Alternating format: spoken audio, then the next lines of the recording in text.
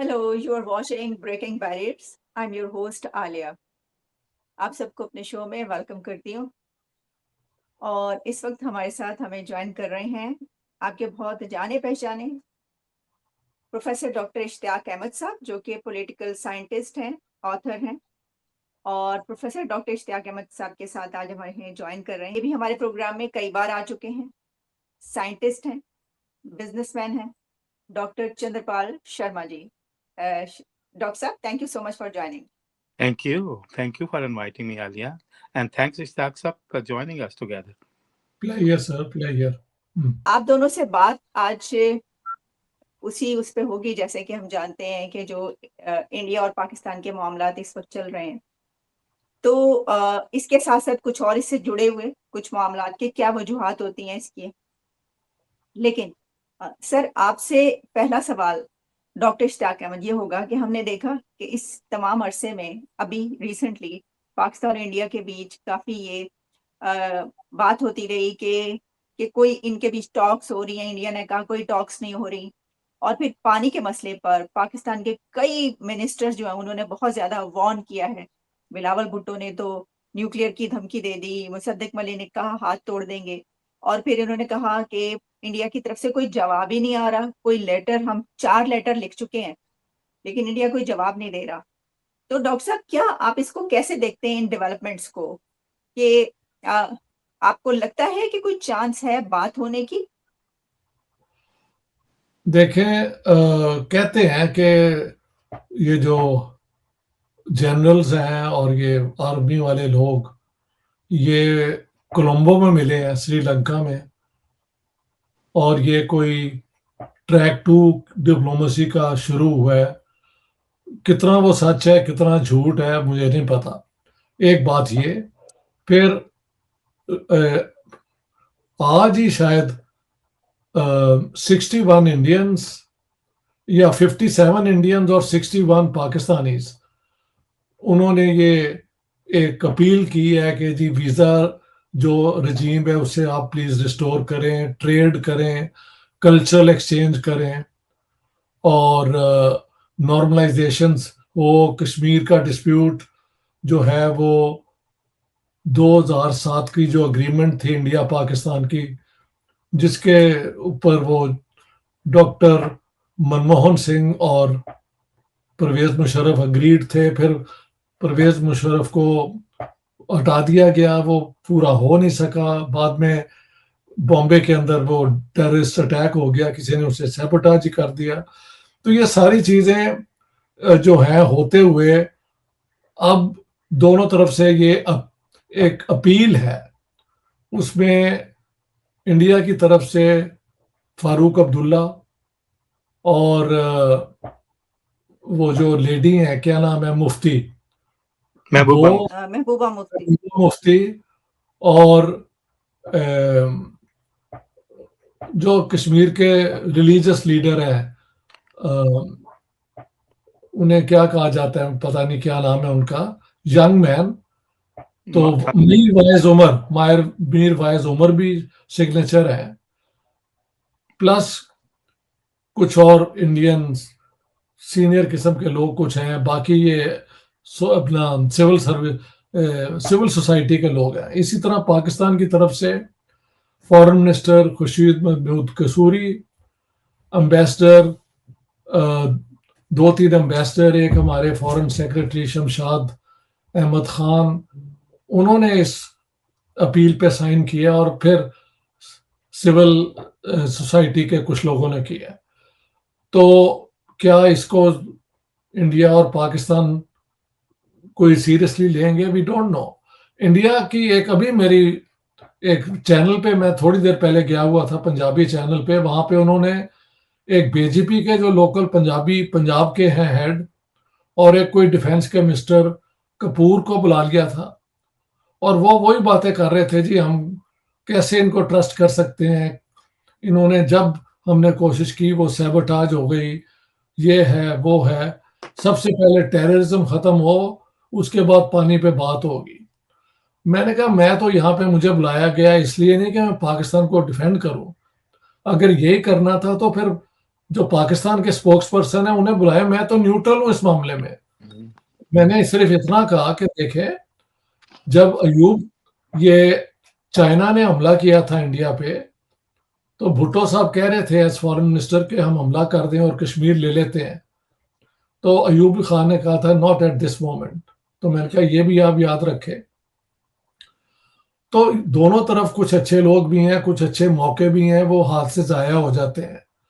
तो बात की जाए कि क्या ये होना चाहिए या नहीं, तब वो थोड़ा सा कि नहीं, वाकई अगर ये हालात ठीक हो जाए तो फिर you see this is the problem कि लोग अपने मैक्सिमलिस्ट पोजीशंस पे लेके आते हैं ऐसे इश्यूज पे।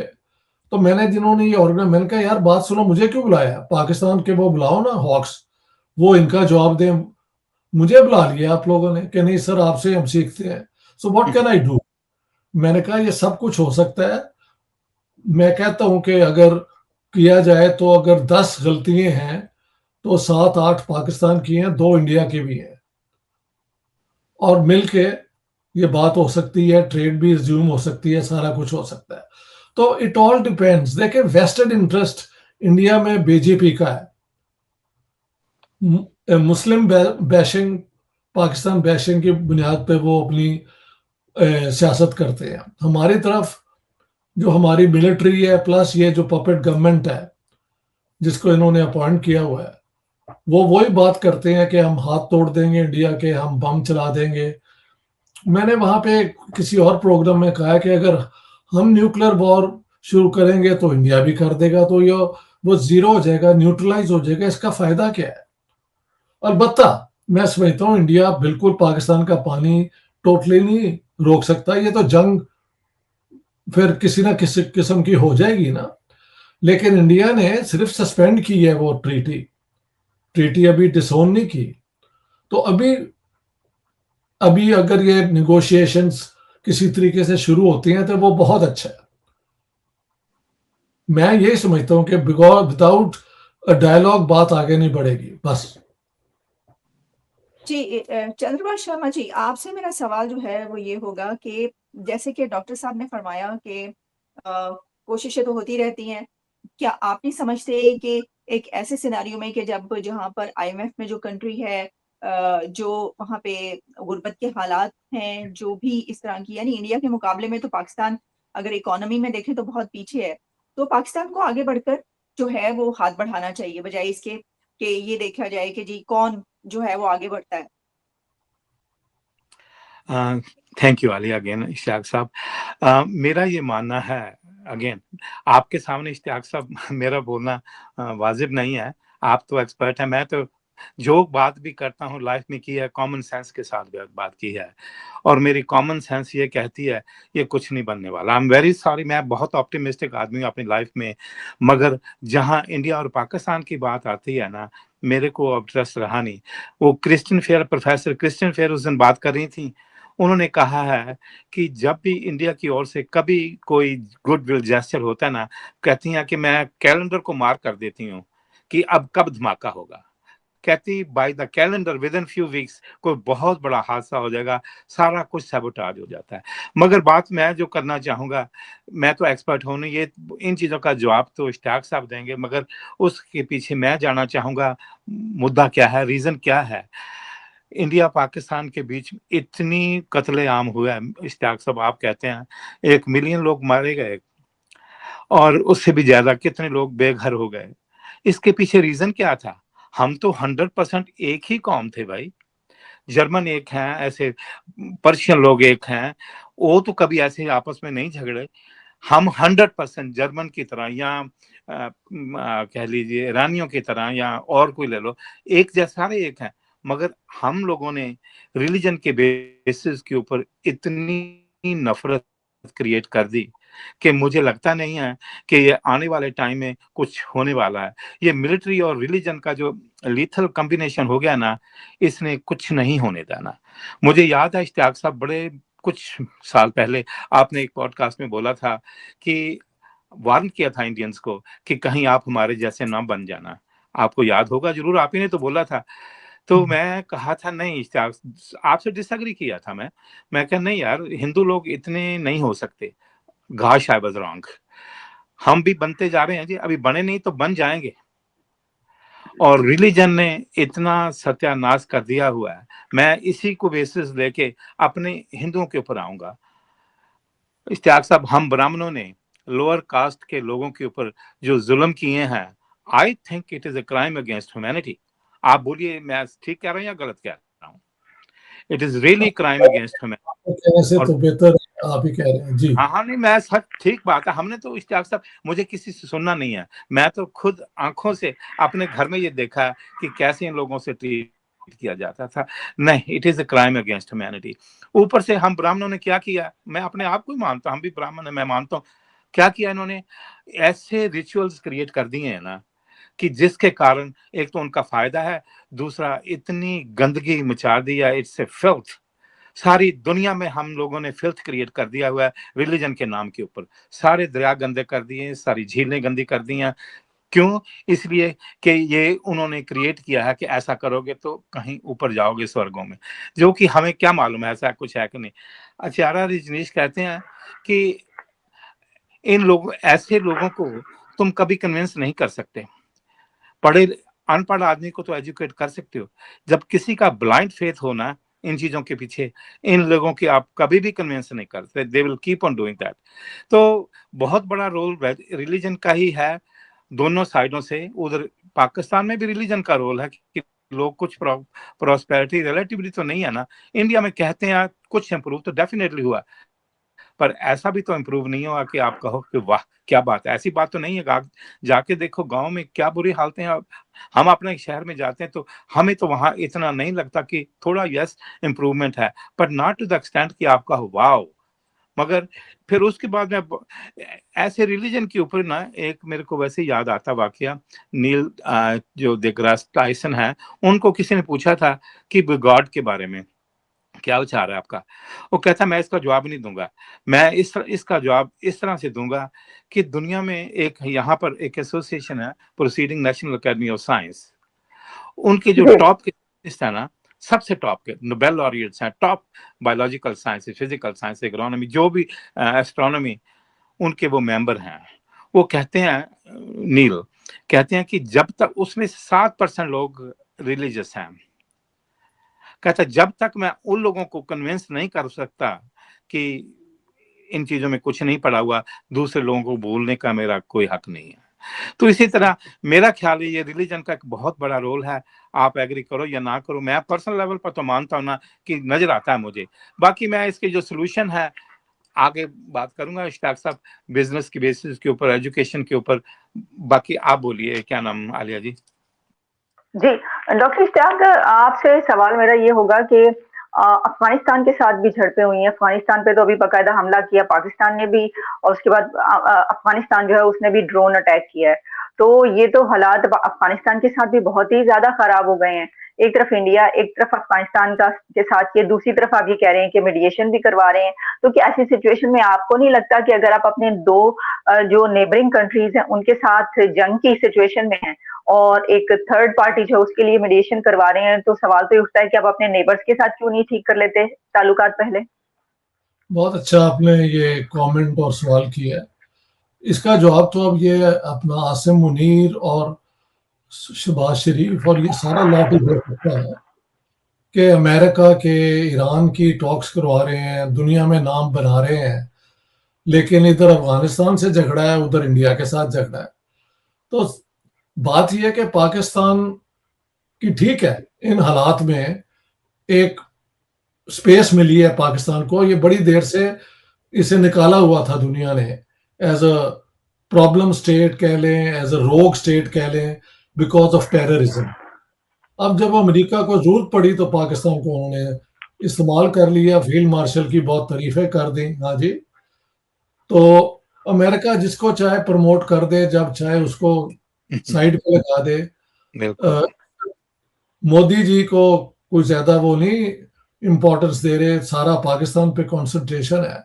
लेकिन जो आपकी बात है कि पाकिस्तान अगर वाकई इतना इंटरनेशनल अरेना पे ये रोल प्ले करता है, तो अपनी होम ग्राउंड पे इसके पास वो क्यों मैकेनिज्म नहीं है कि अफगानिस्तान के साथ भी पुरअमन तौर से हम रह सके और इंडिया के साथ भी? Why not?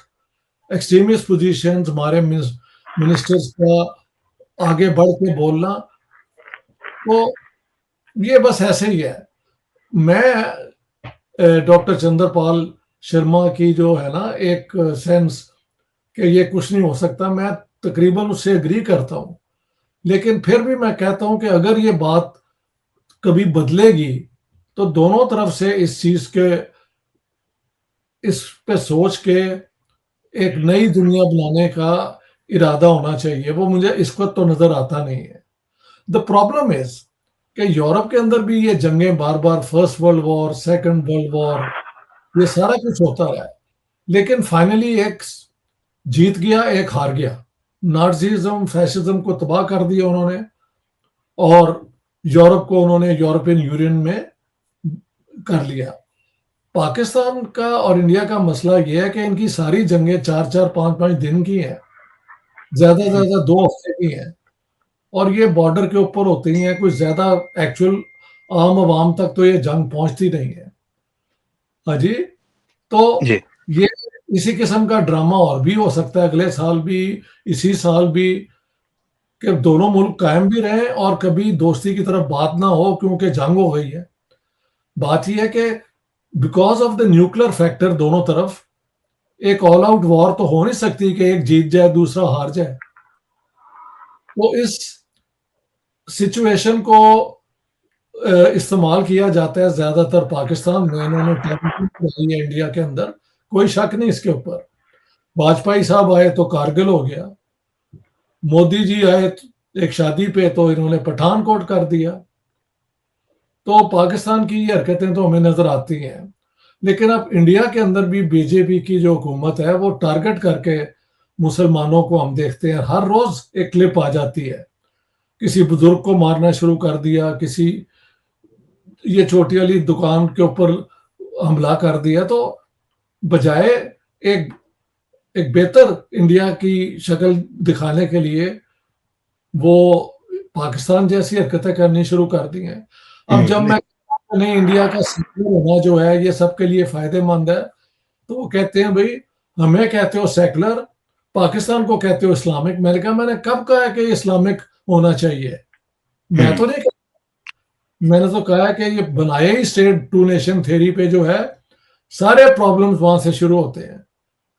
मजहब के नाम पे स्टेट बना लेना, मजहब के नाम पे कॉन्स्टिट्यूशन का फॉर्मूला ढूंढते फिरना जो कभी ना कामयाब ही नहीं होता कभी। It is neither fish nor foul. Democracy भी है और इस्लामिक प्रोविजंस भी हैं। तो इस किस्म का ये जो है ना, इंडिया चाहता है वहां पे वो हिंदू राष्ट्र बना दें, इंडियन कॉन्स्टिट्यूशन को वो साइड पे रख दें। तो अगर वो करेंगे तो क्या होगा?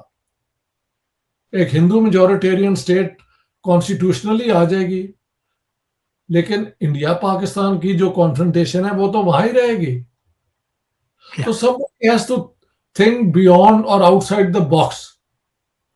इंसेंटिव कहां से आएगा?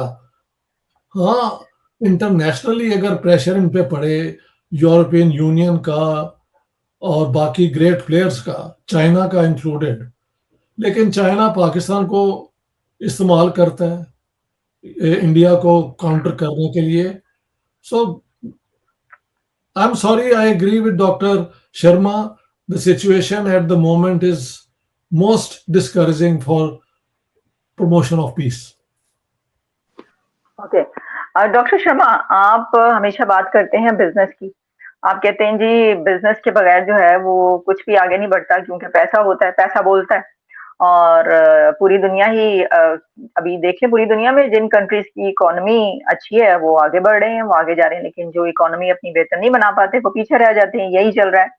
तो क्या आप समझते हैं कि ऐसी सिचुएशन में जब हम बात करते हैं पाकिस्तान और इंडिया की, तो उसमें भी तो बहुत फर्क है। पाकिस्तान तो मतलब एक इकोनॉमी में बहुत ही पीछे है, इंडिया तो एक बड़ी इकोनॉमी और लार्जेस्ट डेमोक्रेसी और एक कहते हैं कि चौथे नंबर पर जो है वो इकोनॉमी भी है। तो इसको आप कैसे देखते हैं सर? देखिए आलिया, यही सोल्यूशन है प्रॉब्लम का। बिजनेस, मनी ही सोल्यूशन है।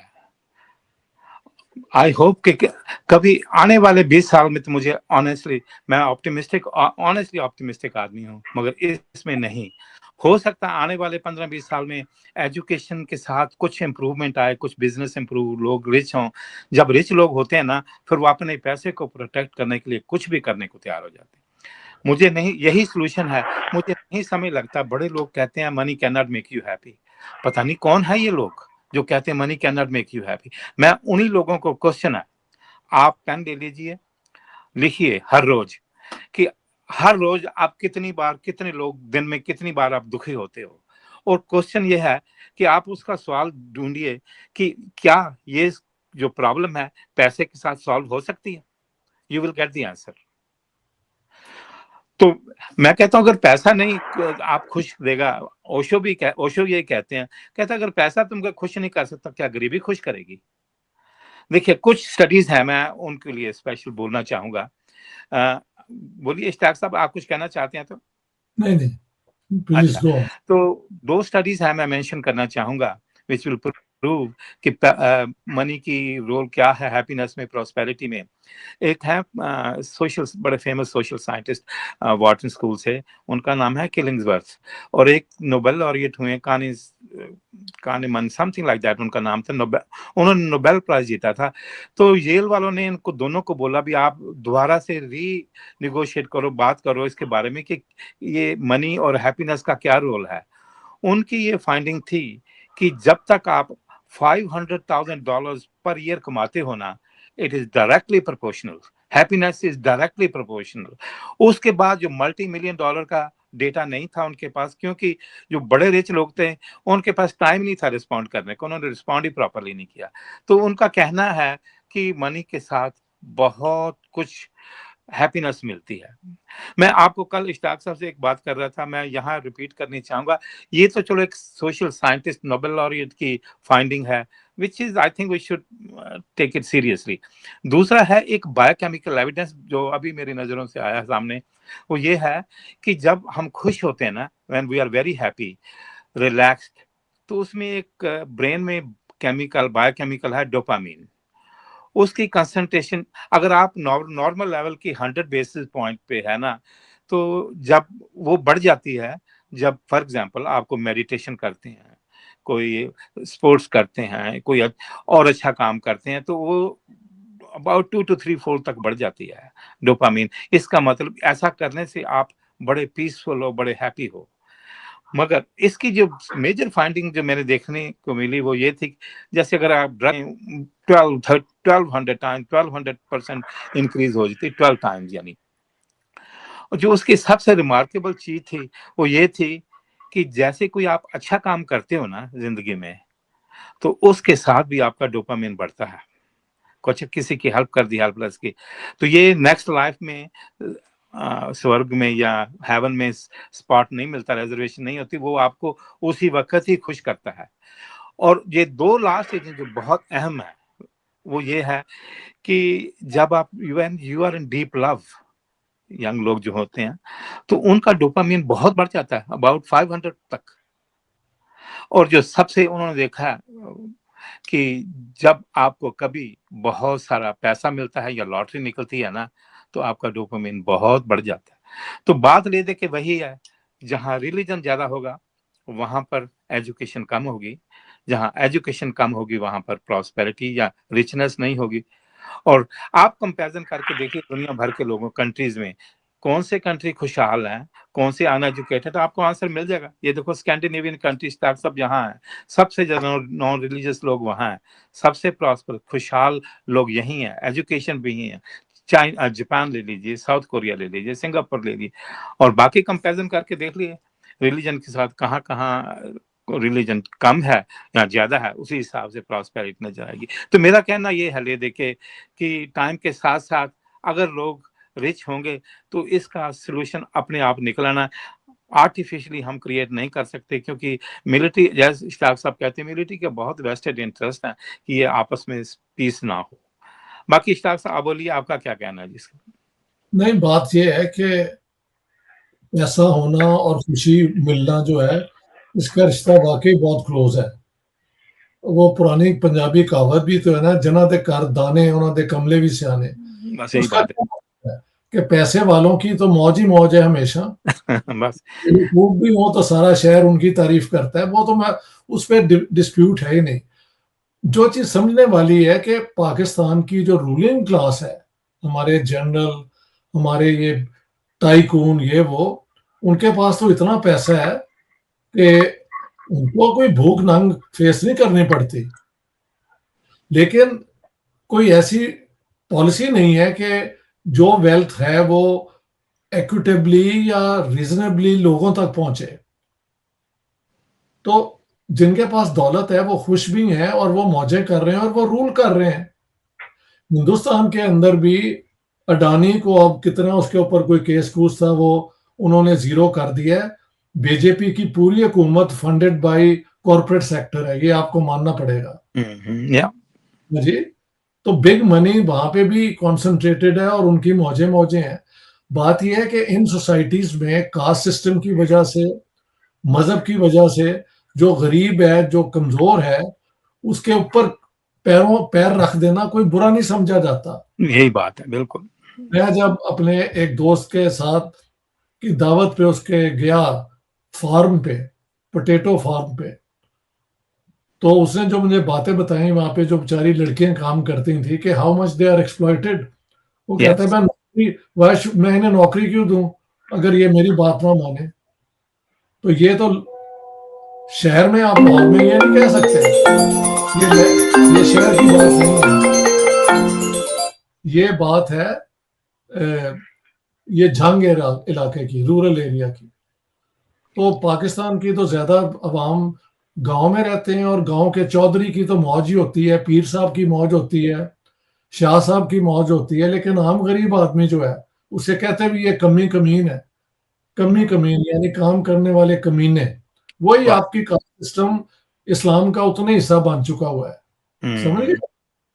तो बजाय हम इंडिया की इस बात को ना सीखते, हमने वो सीख ली और इंडिया ने हमारी रिलीजन बेस्ड स्टेट को अब कॉपी करना शुरू कर दिया। तो दोनों तरफ से जो नेगेटिव। पॉइंट्स हैं वो इमिटेट किए जा रहे हैं और जो गुड पॉइंट्स हैं उनको लोग भूलते जा रहे हैं। ये ट्रेजेडी है, ये ट्रेजेडी। वैसे एक क्विकली एक दिमाग में बात याद आई, किसी ने कमेंट लिखा था, कहता है कि once you are rich you sing very well. हाँ जी, वो तो तो खैर है, ये बात शायद सच है। वो तो गाए ना भी तो वो बेसुरे भी हो तो सारे आह आह कर रहे होते हैं भाई। अच्छी बात है जी। जेदे घर आने ओदे कमले भी सियाने, बस ये जान बस लो। जी, मेरा यही मानना है, प्लीज कोई दुनिया में ये भी तो स्प्रेड करे ना, बिजनेस करो यार, कैसे, how to make more money. Really हमने अपनी लाइफ देखी with money and without money. Life with money is very beautiful, very satisfying, very peaceful, wonderful.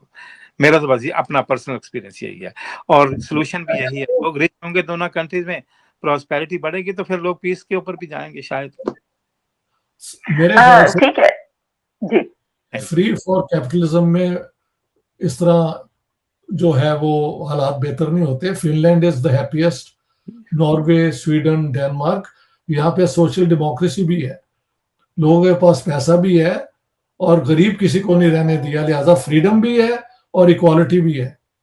America के अंदर फ्रीडम है, इक्वालिटी नहीं है। अभी भी बहुत लोग जो हैं वो बेघर हैं और बुरी हालत में हैं, अस्पतालों ये में उनकी ट्रीटमेंट नहीं सही होती। सही बात है इश्तियाक साहब, यहाँ बहुत भी ये बैलेंस सोशल डेमोक्रेटिक वही बेस्ट है।